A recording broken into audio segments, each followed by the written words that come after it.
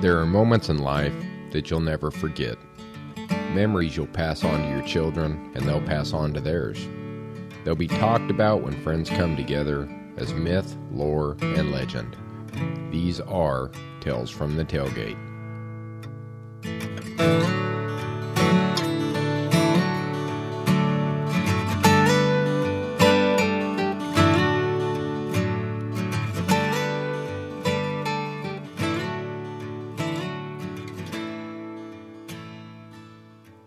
All right, guys, welcome back. This is Steve from the Outdoor Drive Podcast, and as always, I am joined by Trev. Trev, how are you, buddy? What's going on, Steve, man? What another great episode. Looking really forward to it. We got a good buddy of ours, Seth Hoggard from Arkansas, man. Wow. What's going on, buddy? How's it going, guys? It's rolling Good, along, man. Sorry, I told you I butchered it, not your last name, but I butchered your first name, so that's pretty It's good. all I'm good. doing real good, huh? It's all good. Sorry about that, Seth. So, man, you killed a real good buck this year, and in Arkansas, of all places, man, it's not really one of the states that's kind of really talked about, huh? Man, it's a sleeper state. I've been fortunate enough to take a couple of really, really nice deer over the last few years, and been fortunate enough to chase some absolute freaks. Unfortunately, wasn't able to capitalize on them. Might have gotten more publicity if I would have put my hands on those deer. But yeah, man, it's a sleeper state. We got a lot of bottoms. We've got a lot of agriculture. We grow deer just like Missouri, Kansas, some spots in Alabama, Kentucky. We've got a lot of areas. They're more concentrated areas. It's not, every county's producing high caliber deer, but there are quite a few areas in the Delta and Central, and we do have some in the Ozarks. I've hunted Central Arkansas, South Arkansas, all the way up to Northwest Arkansas on the Missouri border, and been fortunate enough to find some really nice mature deer in all those areas. Do you think it's just overlooked because of the waterfowl season down there? Definitely overlooked, but just the tradition, the heritage. Everybody, traveled down South Arkansas growing up, hunting big camps, a lot of pine plantations, and deer just don't grow very big on pine cones. And then, as the waterfowl started to really grow in the last 20 years or so, a lot of land has been locked off and landlocked, and they don't allow much deer hunting, if any at all, just because of, it's in the heat of waterfowl season. So all your areas with agricultural ground and big swamps and cattail marshes, and you've got your pinch points and stuff in between, large open areas that narrow down some of the river bottoms. It's kind of limited the accessibility for that. Now we've got tons of public land. I've killed a couple really nice public land deer, and I've chased some absolute giants, and I've got buddies that continually kill really nice deer on Cache, which is a national wildlife refuge here. It pretty much covers the whole northern half all the way down to central part of the state. It runs a long ways, and there's a couple million acres worth of it. That's wild, man. I never thought of Arkansas as a state. When me and Steven were talking about it before the show, I was like, wow, it's Arkansas. That's crazy. You usually think ducks, waterfowl. Yeah, most definitely. That's what we're known for sure. And hopefully it stays a sleeper state, because there's a lot of big deer here. Definitely worth the adventure, especially early season. We do get a lot of flooding and stuff, so it might help or hurt. Some zones shut down and stuff as far as public land goes, later into the year, depending on the flooding and stuff in the Delta area. But Ozarks, like I said, there's some spots in Ozarks. I've chased deer all the way up to January, some target deer on some public land that, capitalized on or didn't capitalize on different times of the year. Wow, that's awesome, man. So why don't you take us through kind of, a little bit, had you been chasing this buck that you shot this season prior or in past years and then watched them grow, or was it something that you picked out in the beginning of the season? All right. This deer is actually something I'm new to last year. It's been going for about 10 years now, maybe a few years longer, but Arkansas, typically we open our archery season statewide around the end of September. Usually it's around the 25th all the way up. It's been as late as October, 1st, 2nd, 3rd, somewhere in there. And that's been going on for several years. But about 10 years ago, they started the urban program in selected cities to help with depredation system. There's a lot of vehicle accidents and a lot of, crops in different places, just overpopulating deer. And so they started that. And that's opened up in a few more cities, and some of those cities are in areas that have some really good genetics, and so there's some high caliber deer to chase after if you find the right pinch points and stuff. And this piqued my interest back in college, but I never got around to it. And last year was my first year. I sent a ton of letters out and got permission on a piece of property. It was like a 6-acre lot. Ended up being this lot that I killed this particular deer on, and a couple other spots. Last year, I kind of overlooked this spot. It was as urban gets. The property was so small. There was only one tree that I could legally hang a stand on due to we got to be at least 150 feet from the center line of a county road or 150 yards from the corner of an existing building, unless you had permission from that residence or building or whatever. If it was a different piece of property, you didn't have permission for that. You'd have to be 150 yards. And I think my stand's 152 yards from a warehouse and 157 yards from the corner of a house. And I'm like maybe 100 yards off the road. So I'm completely legal, but I kind of overlooked this property just because it was going to be trouble even hanging a stand in there. First year, I put a camera out. I let it sit for like 2 weeks. I kind of got a late start last year. I had a couple really nice deer come in through the rut, nothing that was really consistent enough being such a small property. And last year, early on, about 1st of October, I actually had the opportunity to chase a once-in-a-lifetime deer, ended up being a unicorn buck. I'll have to send y'all pictures. He sure. Mainframe 10-point, and he has about a 7.5, almost 8-inch third main beam coming out of the center of his nose and between his eyes. So last year I dropped everything and chased that deer and was fortunate enough to capitalize on him about mid-November. But that kind of made me overlook this property that I was able to harvest this deer on this year. Until this year, I went and pulled a camera I left all season long, and it had, again, a couple of really nice deer. So I decided to start with a mineral lick, found a watering hole in the corner of the property, and it didn't take about 3 weeks. I had my first card pull, and I had a bachelor group of 6 bucks in there, and 3 of them were really, really nice. And one of them happened to be this double drop time buck. So definitely lucky on that part to luck out and find that deer on this property, on a property that I had permission for and stuff. So after I found him, it was then just, piecing the puzzle together. I only had 6 acres to deal with, but there was some Corps of Engineers, some public land relatively close. So I was able to go over there and put some cameras out just to see if he, his home range was that far, and got some intel and was able to, like I said, put the pieces together, figured out where I thought he was bedding most of the time. I had a water source, which was through Onyx, the closest water source. Didn't even show up on Onyx, honestly. It was a natural spring coming out, and it just wasn't registering on the maps. But according to the maps, other than the lake itself that I'm hunting near, which is about a mile away, it was the closest water source, and it was just littered with tracks. So I put a camera over it, and I was getting them consistently, and made a little food plot. And I think my 3rd sit, which was about the 5th day of season, had my first encounter. Came in a little too dark, didn't have enough camera light, and by the time I was able to get a shot, it was too dark to even see through my peep sight. So I had to grit my teeth and sit there for about 2 hours until I knew they were long and gone, feeding underneath me. That was tough, worrying the wind and thermals and everything would change, knowing they were right underneath me. And then I think I had 2 more sits and decided to rest for a while. Gave a whole week, and my first sit back in there, I was able to capitalize that afternoon, just before dusk. So what happened, man? Take us through that day. Like, where did it all start for you from getting in there? And I had he was coming in at a certain time, or? Yeah, he had been fairly consistent. I felt like I maybe pushed him a little bit hunting that first week of season.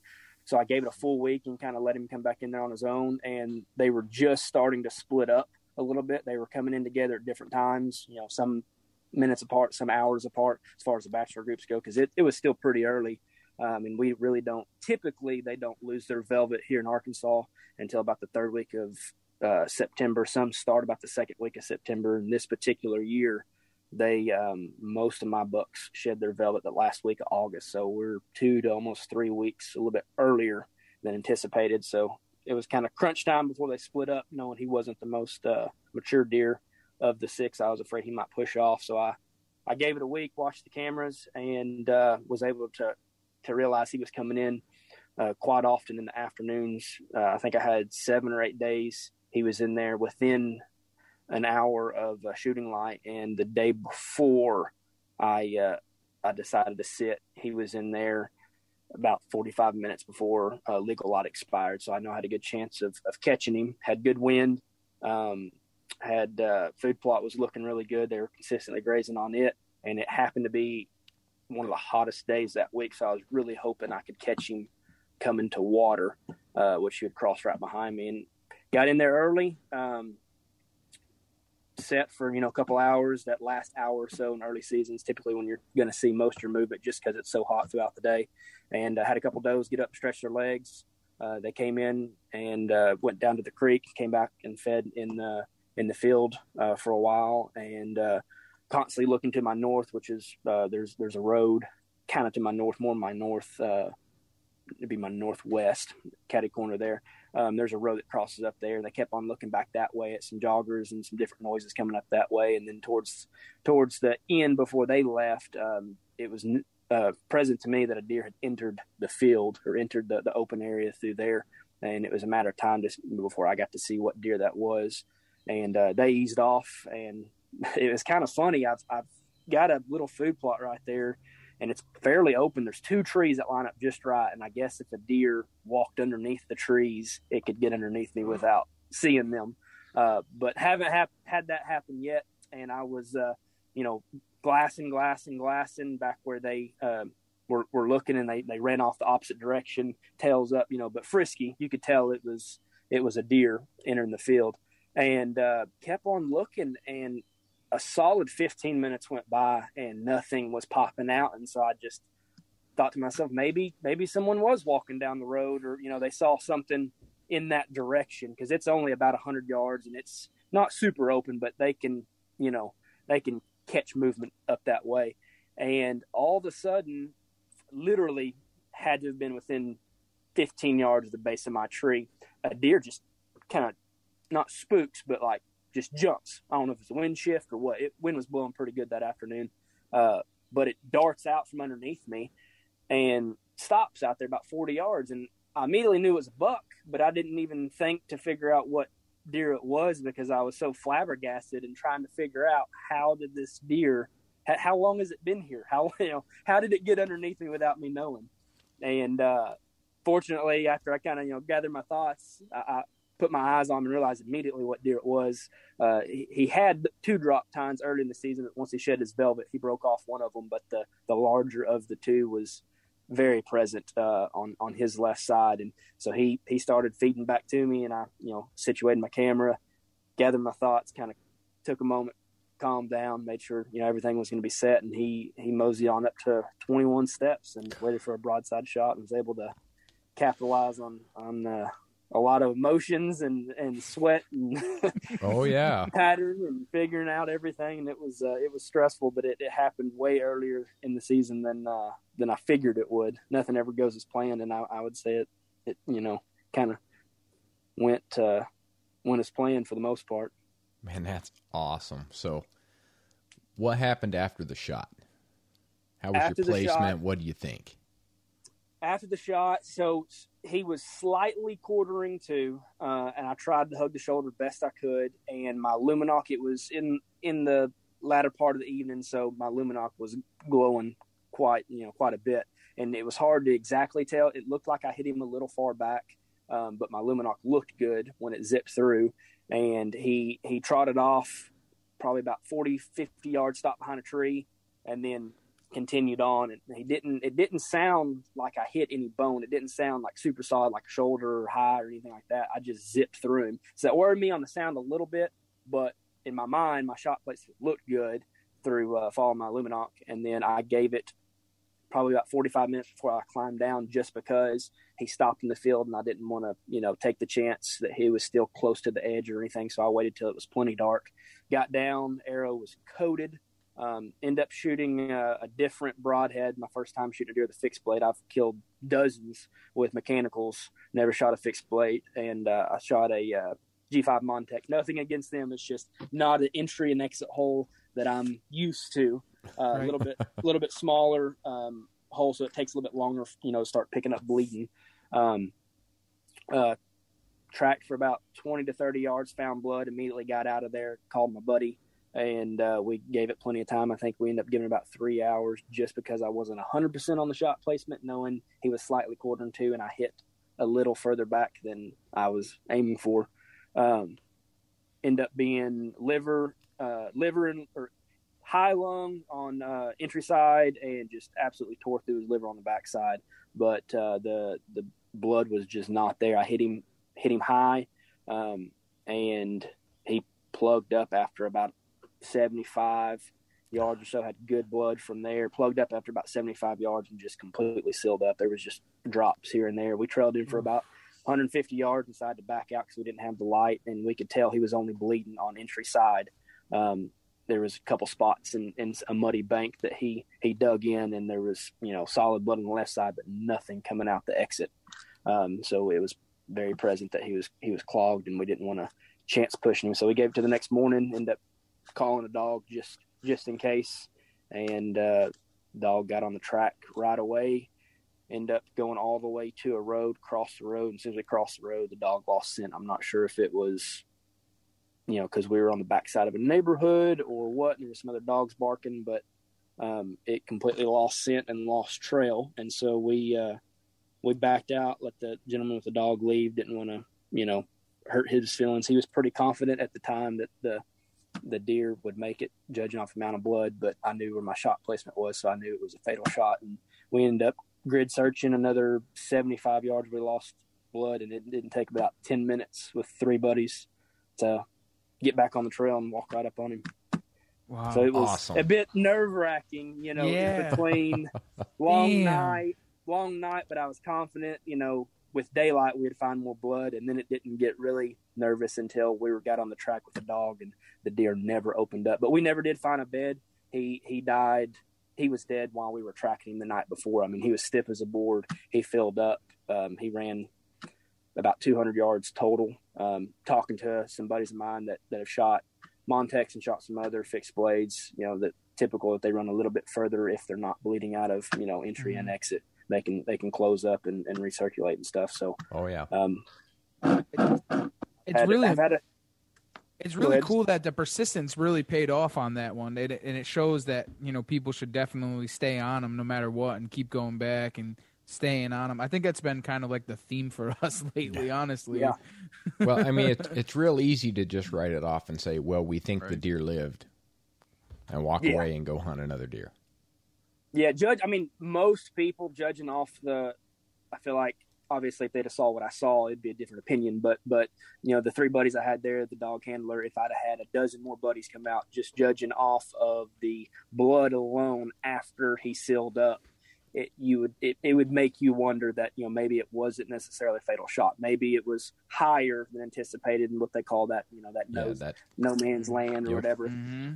I'm not sure if I believe in that or not. That's I've witnessed, deer surviving off of one punctured lung. I think that's what I was fixing to get at, is that no man's land actually tends to be a one lung shot, not a clean, you didn't hit anything. And and that could be, broadhead malfunction, funny angle, people need to take consideration too. You can tell when a deer exhales, those lungs sit lower.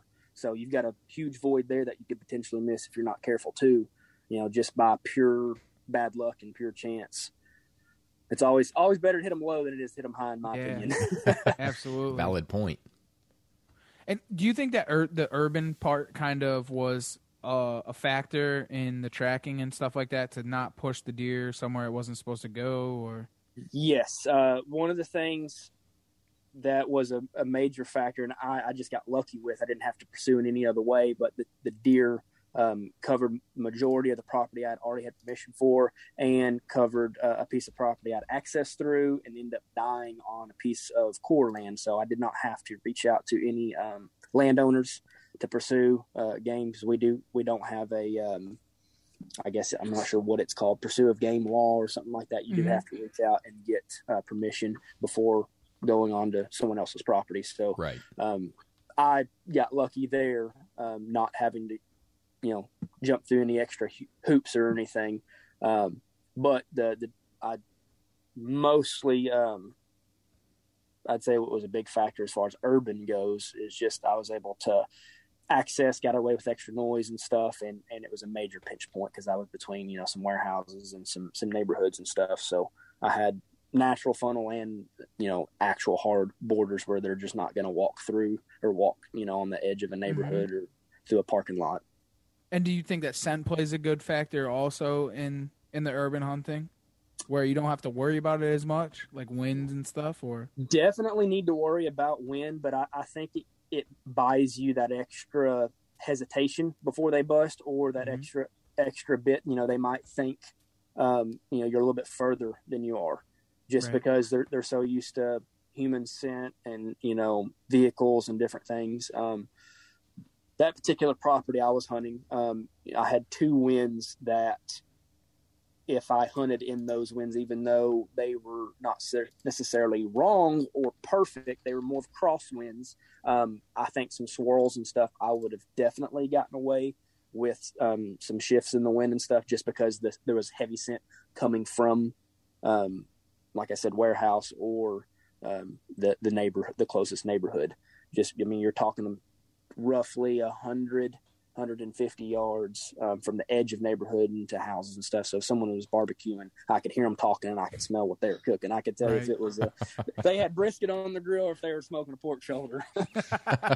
Nice. Which is kind of crazy, It's still deer at the end of the day. So you still got to play your wind and play your thermals. There were certain days that I went in there early on and thought I could get away with some stuff. And there's no doubt that the reason why I didn't get a visual or have an opportunity was because I was in there on the wrong winds, or I had settling thermals. So that's why I gave it a week after I felt like I had pressured them a bit, and I waited for the first good northeast wind, and that was what I killed him on. And I had 2 northeast winds out of the 5 or 6 sits, and both I had encounters. One was the night that he came underneath me and I was, running out of daylight. And then the second time was the time I capitalized on him. Wow. Did you end up taping him? I did. So the deer has incredible mass. He has short beams and short tines. That's the only thing that hurts him. He, without the broken off drop tine, he would have been the mid 140s, but with it broken off, he finished at 138 and an 1/8.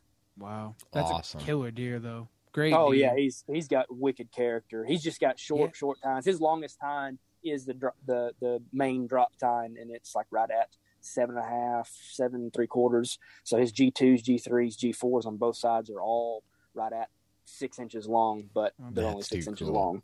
Yeah, but at the end, he had of the day, really good character. mass. He had excuse me, he had 2 mass measurements. One was 7.5, and the other one was right at, I think, 8. Where he had some palmation in some different spots. That's cool as hell. He has that little flyer off the top, like by his brow tine on the main beam.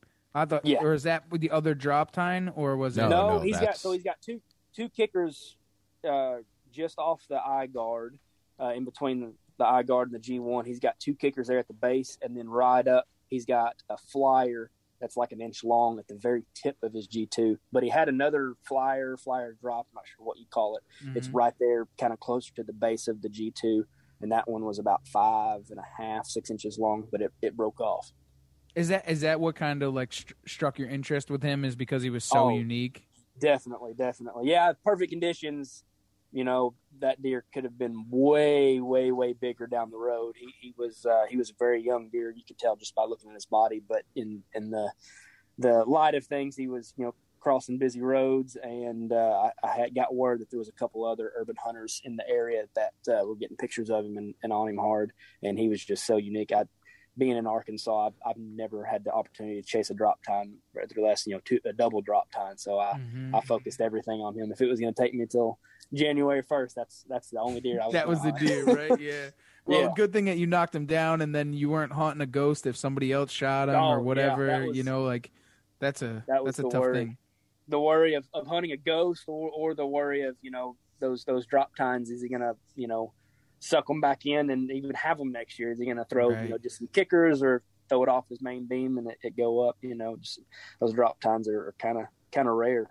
Or heaven forbid he got into it with another buck later down the road and broke both of them off, and then he finally comes in later on in the season and he got him. And that would have been very hard. I'm not sure what I'd done later in the season with those circumstances. Chance he might make it the rest of the season, and both were missing. It was an incredible deer, man. Congratulations on him. He's an absolute stud. Unique. When I saw it on Facebook, I was like, oh man, we got to talk to Seth because that's a cool deer. He has a lot of character. Crazy character. He got stuff going everywhere with the typical frame, and right. I mean, and I killed him in an area not really known for what I would consider known for really, really nice deer. Most of the deer there, you get some 140s and 50s, but they're straight typical. They're really old deer. That one there, just out of all of them, just stood out by far. Not sure what he got into, but I hope more deer get into it. Well, I was going to say for an Illinois deer, because, there aren't any big deer down where you are, and we're not going to spread that message. So for that deer in that area, that's pretty amazing. Oh, yeah, most definitely. Man, I very, very fortunate, very blessed. Really can't say enough congratulations 100 times over, because that is an incredible situation, and I'm hoping we both draw on that luck this year over here, because we're in a similar situation. So thank you for joining us, Seth. Man, it's been wonderful, and I love the story. It's an incredible deer. And everyone, I just really want to say thanks for listening along, and stay tuned for the next Tales from the Tailgate.